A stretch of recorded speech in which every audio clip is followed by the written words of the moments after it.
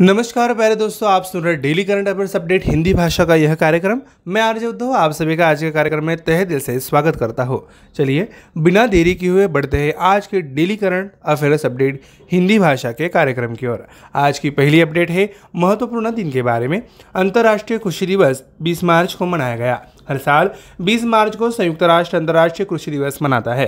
अंतर्राष्ट्रीय कृषि दिवस का उद्देश्य किसी के जीवन में खुशी के मूल्य और किसी व्यक्ति की भलाई पर इसके समग्र प्रभाव के बारे में जागरूकता बढ़ाना है।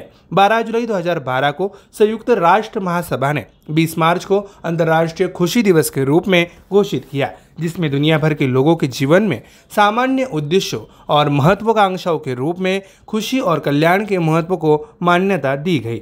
अंतर्राष्ट्रीय कृषि दिवस 2023 का विषय be mindful, be grateful, be kind है। बढ़ते हैं अगले अपडेट की ओर। ये अपडेट है विश्व मौखिक स्वास्थ्य दिवस 20 मार्च को मनाया गया। मौखिक स्वास्थ्य को बढ़ावा देकर मौखिक रोगों के लिए जिम्मेदार विभिन्न जोखिम कारकों को कम करके और मौखिक स्वास्थ्य सेवाओं तक पहुंचकर मौखिक स्वास्थ्य के बारे में जागरूकता बढ़ाने के लिए हर साल 20 मार्च को विश्व मौखिक स्वास्थ्य दिवस मनाया जाता है। मौखिक स्वास्थ्य एक व्यापक शब्द है जो दांतों, मसूड़ों और पूरे मौखिक चेहरे की प्रणाली के स्वास्थ्य को संदर्भित करता है, जो मुस्कुराने, बोलने और आने में मदद करता है। मौखिक स्वास्थ्य समग्र स्वास्थ्य, कल्याण और जीवन की गुणवत्ता के लिए एक महत्वपूर्ण पैरामीटर है। 2021 और 2023 के लिए वैश्विक मौखिक स्वास्थ्य दिवस का विषय अपने मुख स्वास्थ्य पर गर्व करें, इतना है। अब बढ़ते हैं अगले अपडेट है विविधता के बारे में। महिला विश्व मुक्केबाजी चैंपियनशिप 2023 एमसी मैरी कॉम और फरहान अख्तर को ब्रांड एम्बेसडर बनाया गया। भारतीय मुक्केबाजी महासंघ ने दिग्गज मुक्केबाजी एमसी मैरी कॉम और बॉलीवुड स्टार फरहान अख्तर को नई दिल्ली के इंदिरा गांधी स्पोर्ट्स कॉम्प्लेक्स में IBA महिला विश्व चैंपियनशिप 2023 के ब्रांड एम्बेसडर के रूप में नामित किया है।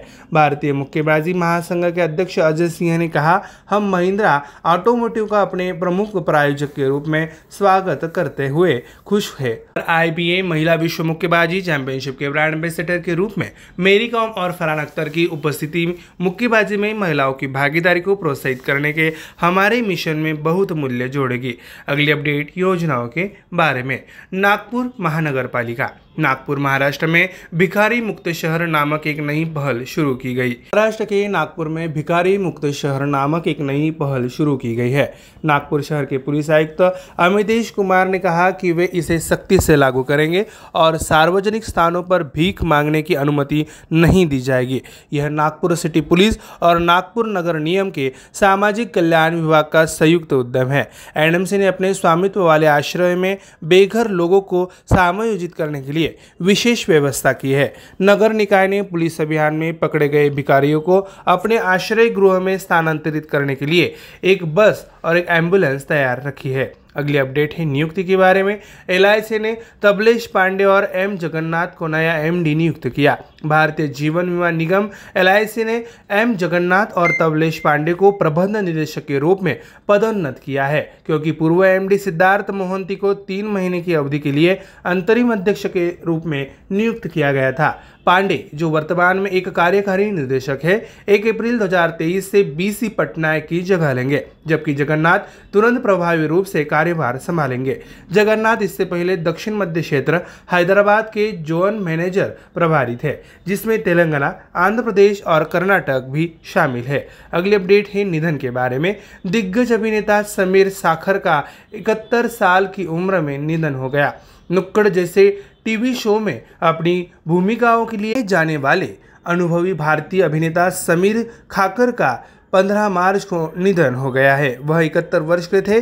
सलमान खान की फिल्म जय हो में नजर आ चुके समीर की मल्टीपल ऑर्गन फेलियर की वजह से मौत हो गई थी। समीर खाकर का करियर लगभग 4 दशकों तक चला। उन्होंने टीवी शो नुक्कड़ और सर्कस में अपनी भूमिकाओं से प्रसिद्धि हासिल की। श्रीमान श्रीमती और अदालत में भी दिखाया गया था। उन्होंने हंसी तो फंसी, जय हो, पटेल की पंजाब शादी, और सहित फिल्मों में भी महत्वपूर्ण भूमिकाएं निभाई है। अभी अभी हाल ही में उन्हें Shahid Kapoor starter OTT series फर्जी में देखा गया था।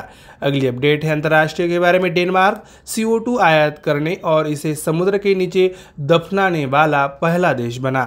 डेनमार्क ने उत्तरी सागर के नीचे 1800 मीटर कार्बन डाइऑक्साइड को स्टोर करने के लिए एक परियोजना का उद्घाटन किया है, जो विदेशों से आयातित CO2 को दफनाने वाला दुनिया का पहला देश है।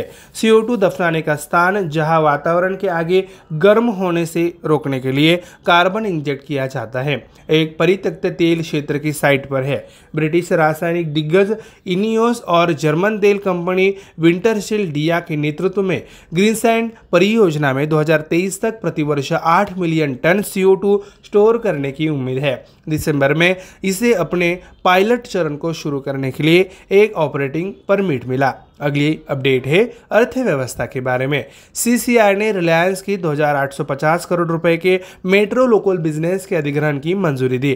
भारतीय प्रतिस्पर्धा आयोग ने कहा कि उनसे रिलायंस इंडस्ट्रीज लिमिटेड के जर्मन रिलेटर मेट्रो AG के भारतीय कारोबार के 2850 करोड़ रुपए के अधिग्रहण को मंजूरी दे दी गई है। करीब 3 महीने पहले घोषित इस सौदे से रिलायंस को अपने थोक प्रारूप को मजबूत करने में मदद मिलेगी। मेट्रो 2003 से भारतीय बाजार में सक्रिय है और सितंबर 2022 को समाप्त वित्त वर्ष के लिए लगभग 7,700 करोड़ रुपए की बिक्री दर्ज की गई है। यह 21 शहरों में 31 स्टोर संचालित करता है और ज्यादातर रेस्तरां में और छोटे व्यवसायों के लिए आपूर्ति करता है। अगली अपडेट है नियुक्ति के बारे में। अमिताभ मुखर्जी ने NMDC के CMD के रूप में आंतरिक प्रभार संभाला। राष्ट्रीय खनिज विकास निगम ने कहा कि उसके निदेशक वित्त अमिताभ मुखर्जी ने इसके अध्यक्ष सह प्रबंध निदेशक के रूप में अतिरिक्त प्रभार संभाला है। 1995 बैच के भारतीय रेलवे लेखा सेवा के अधिकारी मुखर्जी कॉस्ट अकाउंटेंट भी है और उन्होंने गुरु घासीदास विश्वविद्यालय बिलासपुर से वाणिज्य में मास्टर डिग्री हासिल की है। उनके नेतृत्व में NMDC लिमिटेड से NMDC स्टील लिमिटेड के होने का काम संयमबद्ध तरीके से पूरा किया गया। परियोजना प्रबंधन, डिजिटल पहल और नीति निर्माण उनकी विशेषता है। बढ़ते हैं अगली अपडेट है रैंक और रिपोर्ट की ओर।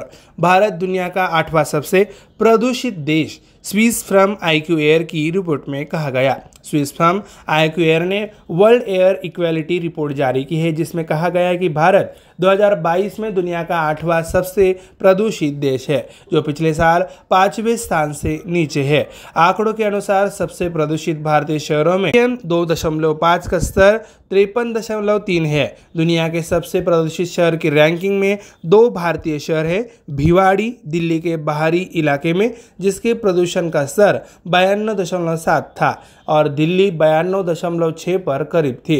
IQ एयर फेफड़ों को नुकसान पहुंचाने वाले वायु जनित कणों की सांद्रता के आधार पर वायु गुणवत्ता के स्तर को मापता है, जिसे PM 2.5 के रूप में जाना जाता है। प्यारे दोस्तों, हमारा daily current affairs update Hindi भाषा का यह कार्यक्रम यहीं पे समाप्त होता है। मैं RJ उद्धव आप सभी से लेता हुई इजाजत। तब तक के लिए ऐसे ही बने रहिए और सुनते रहिए हमारा प्यारा radio MPSC Guru, spreading the knowledge, powered by spectrum academy. धन्यवाद।